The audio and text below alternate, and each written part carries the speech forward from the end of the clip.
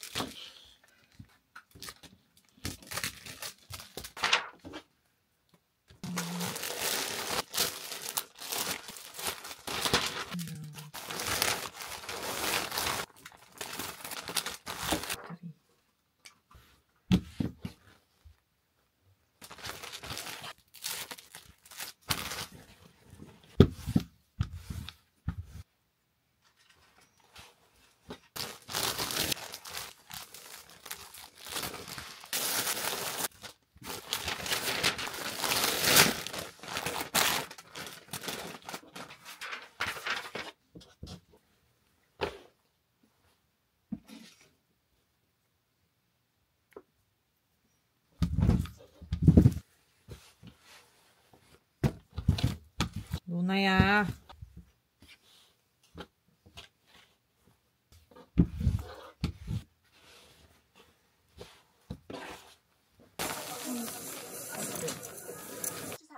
Hard time adjusting to life after the attack, after the trial, even though her attacker. So, ito na yung mga packages na kailangan kong ayusin bago umalis. Sunshine!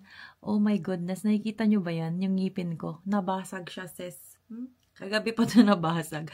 Gusto ko lang naman kumain ng chocolate. Minsan na nga lang ako kumain ng chocolate. Hindi siya nabasag dahil sa chocolate. Nabasag siya kasi binubuksan ko yung chocolate. Tapos, hindi ko siya mabuksan. Pag ganun ko tumunog, ayun, pagtingin ko basag na. Kailangan ko magpapasta, kaya lang, Sunday ngayon, maling-mali ang pagkabasag ng ngipin ko kasi sarado yung mga clinic na malapit dito. Tapos yung medyo mas malayo, tinry kong tumawag kasi open sila ng Sunday, kaya lang puno sila ng schedule. May live pa naman ako today and feeling ko naman okay lang din kasi malayo naman siguro yung camera at hindi naman toothpaste ang ibebenta ko, so okay na rin siguro yan. Kasi kailangan ko mag-live. Pero oh my God! O, diba? Halata ba? Agenda natin today is mag-film ng teaser, ayusin yung live room, and also maglinis ng bahay. Tapos sa gabi magla-live ako. Yes, from Outfits by Divine. Pasensya na makalat talaga yung bahay kasi mamaya pa lang ako maglilinis. Unahin ko muna yung teaser natin. Para mamaya manood sila ng live pag nakita nila yung mga collection natin. Tchajan! Very comfy lang. Di na siguro ako magja-jacket. Mabilis lang naman. So, ayan, filming tayo dito sa TikTok. Second outfit ko na to. Nakalimutan kong i-film yung una kong suot. Pero yan. Filming tayo, tapos posting agad para alam nila na may live tayo tonight. Ang ayaw ko lang dito, wala siyang bulsa.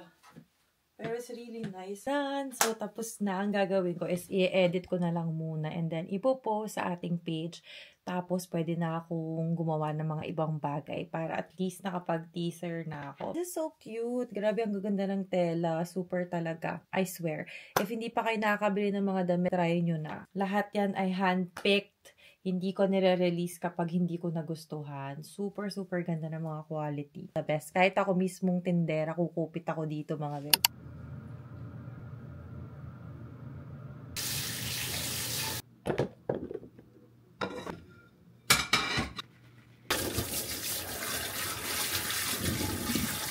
Ang dami ko na namang ulam. Meron tayong kare-kare. Ito nakain ko na to. And then maha tsaka biko. And then, ito ang sarap nito. My favorite. Yan, padala to lahat sa akin ni Biancake's. Thank you so much. Usually talaga ang paglilinis ko is gabi. Kasi mas relax ako pagising ko sa umaga, malinis na lahat. So yun, cleaning time. Alam nyo guys, this is really nice. Ayan. Ang socks, pero this is for dry heels. Kung meron kayong mga dry na paa sa talampakan, ako kasi sobrang dry talaga kahit anong gawin ko. Siguro kasi hindi ako mahilig mag-medyas, lalo na pag nasa shop ako. Alam niyo, pag nakuskus na ganun, sa legs ko yung talampakan ko, ay day, para talaga siyang Scotch Brite, ganun. Alam niyo, pakis-kis sa kawali, ganun siya kagaspang. Pero, when I started using this one, ang lambot, nakakalambot siya ng talampakan. As in, nawala yung crack-crack nung paa ko. Kasi dito sa Korea, wala akong mapagkuskusan ng paa. Unlike sa Pinas, diba? Pwede mong ikuskus dun sa labas para matanggal yung mga dry. Pero ito hindi. Tapos alam nyo ba, ito, this is super nice. This one na, binili ko siya for Luna. Pero ginamit ko siya. Ang sarap niya sa ulo.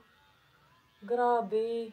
Nakaka-relax talaga siya. Gagamitin ko to mamaya ulit bago matulog or bago mag-shower. Bibili pa ako ng isa para tag-isa kami ni Luna. Pero ito try ko muna pala sa kanya kung magugustuhan niya. Kasi nga, mahilig yun magpapet. Mahilig siyang magpahawak-hawak na ganyan. Magpamassage ng tenga. So, gusto kong itry ito sa kanya. Andito na yung mga bills, mga bayarin. Ito yung mga orders ng eyelashes natin. Kasi sobrang daming order. And dumating na. So, ship out na to sa Monday. Dadalhin ko to sa shop. Kasi pinicturean ko tong mga tong daming orders. Thank you so much sa inyo. Andito na rin yung mga freebie na binili ko. Ganda, in fairness. Ayan siya. So, para to sa mga mag-order ng clothes. I think maganda to na free. Kasi ako din, lagi ako nawawala ng tali. Hindi ko alam kung bakit. Medyo mahirap maghanap ng freebie. Kasi syempre, budget din. Dahil hindi lang naman isa yung buyer. Maraming buyer. So, mga simple gift lang. And I hope na ma-appreciate nila. Kasi alam nyo, story time. Meron akong nabigyan ng free before. Binigyan ko siya ng top. Nag-message siya sa akin na parang sinabi niya, nagpadala pa daw ako ng basura. Hindi naman daw niya magagamit. And I was like, what the hell? Kahit pa paano, that is a top blouse siya.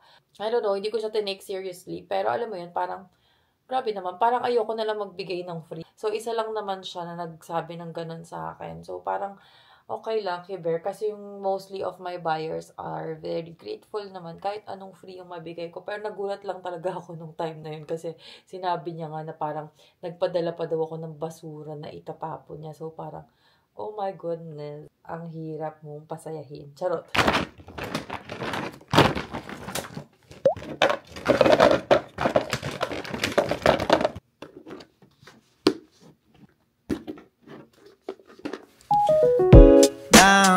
Yeah, I've been feeling so down, yeah. Can you tell me why? I'm down, yeah. No friends of mine around, yeah. Now I'm thinking na. Grabe, ako lang ba? Pero ang ganda ng makeup ko today. Oh my God. Wow ha, I love this makeup. Sana magawa ko pa siya next time kapag may lakad ako. Ngayon kasi may live ako. Siyempre magse-selfie tayo. Kailangan natin mag-selfie. Ang ganda ko. Ay, tama na. Live done. Hindi na ako nakapag-vlog kasi nawalan na ako sa wisyo. So, tapos ko lang mag-live. 3 hours lang ata ako nakapag-live. Tapos, nag-photoshoot na rin ako. Nag-video ako ng mga new item. Masyadong mabenta ang mga damit ngayon. And alam kong dahilan kasi ang daming gastos ngayon. It's bare month, so I understand. Kasi hindi siya talagang pare-parehas every time. So, kailangan mag-work hard ka talaga para makagawa ka ng ibang ways para mag-earn. Nagugutom na kasi talaga ako. So, kailangan ko na umuwi. I'm super hungry. Ito talaga isa sa mga reason ba't ako minsan maaga natatapos mag-live. Kasi, ang bilis ko magutom. Pagka ako nagutom at hindi ako nakakain agad, magkaka-acid ako. So, let's go. Uwi na tayo. Hello everyone! So, magluluto tayo for today's video. Nire-request to sa akin ni Babe nung mga nakaraan pa. Nagre-request siya sa akin ng pork steak. So, pagluluto natin siya. Ngayon lang ako nagka-time. So, ngayon ko lang siya pagluluto. And I'm so excited. Isa to sa mga favorite ko na dish. Napakadaling lutuin ng pork steak. So, let's go. Ang tagal ko nang hindi nagsuot nito. Ang dumi na nito. Parang hindi ko pa ito nalalabhan. Naka-white kasi ako. So, kailangan ko magsuot ng kinimperis.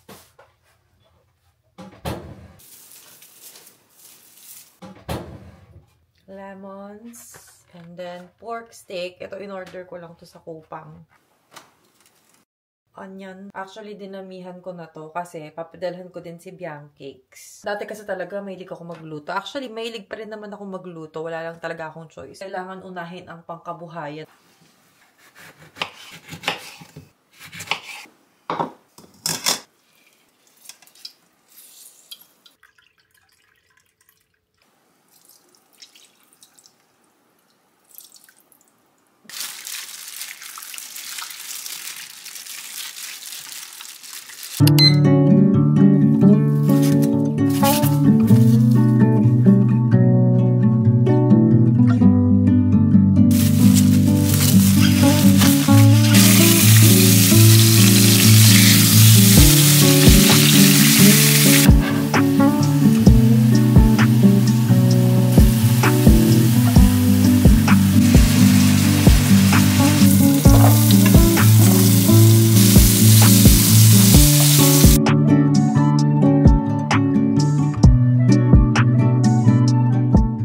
Check 1 AM and tapos na ako magluto.